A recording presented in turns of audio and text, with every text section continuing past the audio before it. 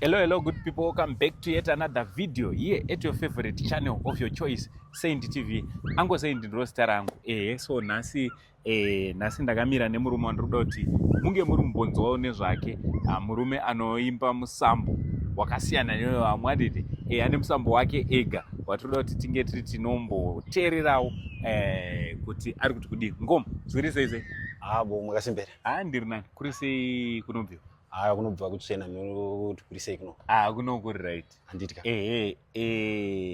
Mune mazitatu Ichokwadi. rinozikanwa rekuimba rekuti Titus Baba. Ndizvozvo.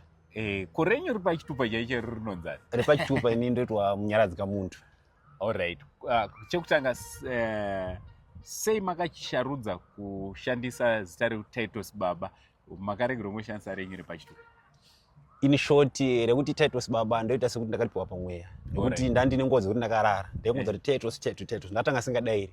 Saka mumwe musi ndakatozongopepuka ndichingoti Titus ndakangoti Baba. Saka ndakabva ndatongoziva kuti apa ndenge ndinotaura naMwari. Alright. Saka ndakabva ndakangoshandisa zvandakupa zita nesinema. Mopinda chechipi? Ndopinda uchechi John Masongo chena. Alright. Muri muprofita kana kuti? Ndinongopiwa apo neapo ndoita zvokungopiwa. Inozosiyana because maprofita ndoita ma1-on-1 hangu ndinongopiwawo chete. Alright.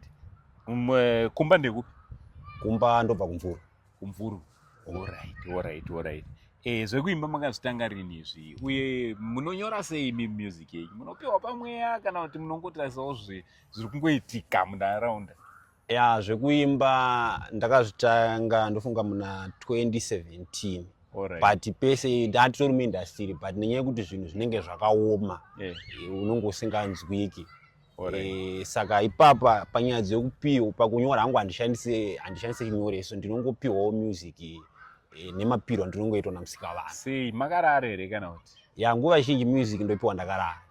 Imwe yacho ndichiona, imwe yacho ndozobatanidzwa hangu but zhinji ndoipiwa ndakarara. Alright. Ko makamboita here album kana kuti makambobuditsa here kumashure? Ndine album ritori kushandwa izvezvi ndorikuda kuti ribude. Ndorekutanga? Ndorekutanga. Alright. Saka imi mukoma Titus Baba ndakushandisa ngore kuti mukoma Titus Baba. Mune mukadzi here nevana? Mukadzi ariko kumba. Alright. Ari kusapotawo here, anozvigamuchira sei zvekuimba? Uye zvekuimba makazvitanga mune mamese nemudzimai here kana kuti makazvitanga musati maroora? Ndakazvitanga ndisati but nenyaya yekutoti vakadzi apa zvinhu zvavasati vakusapota asi vanongosapota zvinhu zvekuti hazviri right but nenyaya yekuti zvinhu zvekuti zvingobudisa mari zvisati zvakuunza mari. Saka munotombomakana zvekuti hakwanisi kutosapota.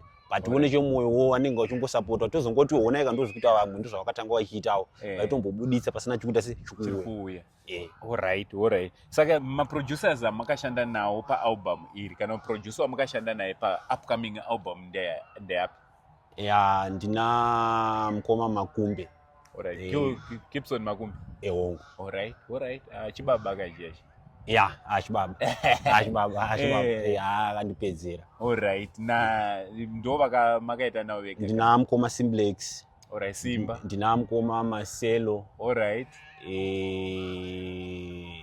Ndo vamwe vandakashanda navo. Saka zvamakatobata maproducer mahombe saka kuti munotoimba zvekutorevesa?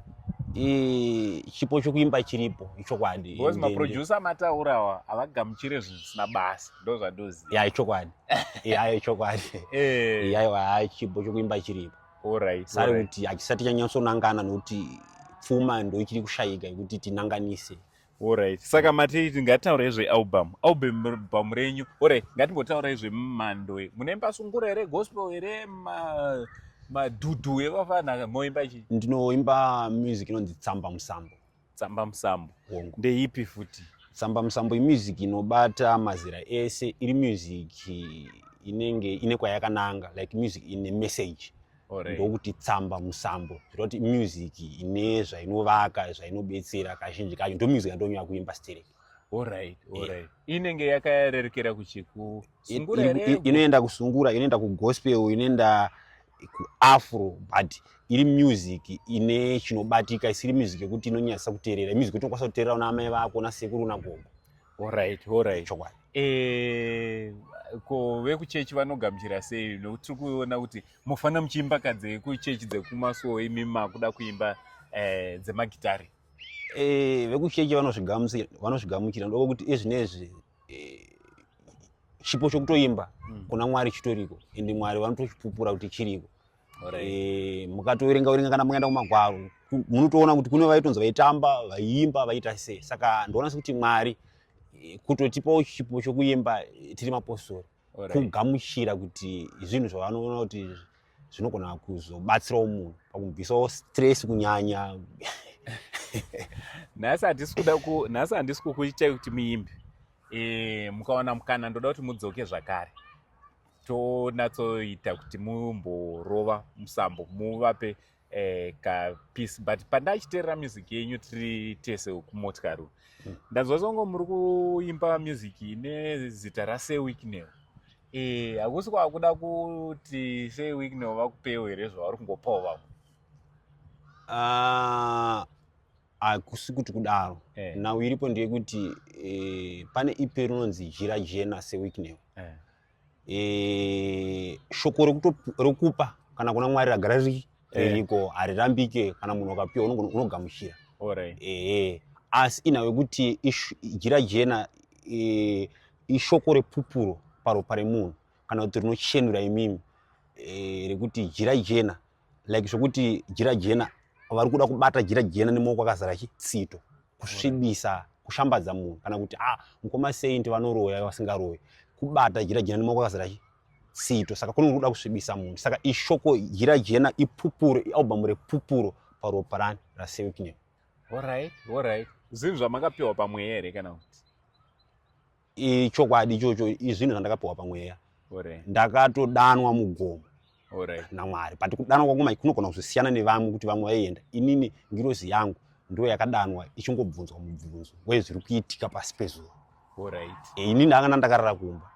Asi pamwe makaenda musatizeka kuti munoenda kudenga muchinoona Mwari pamwe mafanana namadungwe. Ndopandisa nditi inini ndazosiyana zvakune vamadungwe nekuti inini nyama yangu haina kuenda. Asi ngirozi yangu ndakaita se yakadanwa ikaenda ikanopupura zviri kuitika pasi penyika ino. Alright. Shoko ramungada kusiyira vanhu mumanze yenyu uri kubuda rini uye vachanga vachiiwana papi uye nefoni nhamba dzenyu mubve masiya kune vanenge vachida kusapota? Shoko randoda kungosiyira vanhu nderekuti music ndo imwe chete tsamba musambo ndo yatiri kuimba. Change tichikumbirawo sapoti yenyu. Jira Jena Say Wicknell riri kuuya EP renyu zvizhinji hanzi kumirira kutaura kwechikwedenga musamirira kutaura kwenyama teerera kutaura kwedenga. Saka zvizhinji satakomenda muvanhu ngatiita muzo kuti Mwari vari kuti kudii. Saka vanoda kundibata vanondibata paFacebook paWhatsApp paTikTok kana Titus Baba. Phone number dzangu ndichasiya panapa 077 1131322 077 1131322. Alright, so uyu muimbi wemusambo unonziwo tsamba musambo nonzi yeTitus Baba wandachikurukura naye nealbum rake riri kuuya. Matiri kuuya rini? Album regatitarisire mumwedzi watiri kupinda uyu muna June imo muchingogara magadzira. So zvamunoita enda munomufollowa muchinoonawo zvaari kuitawo pamasocial media handles ake ese akanzi Titus Baba. Ayo ngoma Titus, we wish to see you again next time tichimbokuti murove mumanzi wei. But it's not fair kuti mubve panapa musina kuimba. Chingotipewo ka freestyle one chete, one line. Alright. Hanzi vachera gomba ndajamba Mwari vekudenga vazviramba vandizadza muviri wangu nezvivi.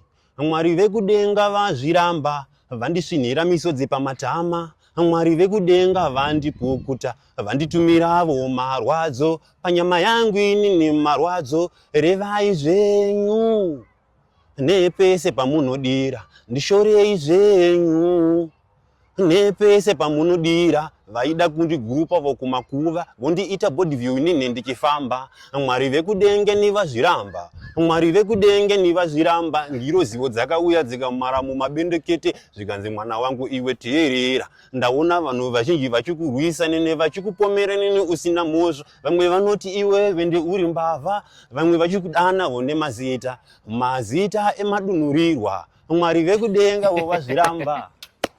Oyo, guys, what do you think about my lyrics? Amkoma Titus Baba. So next time, ndichange ndine ka speaker. Ndombo ati vamborova sezvezvi chinzoti zviri kufambirana here.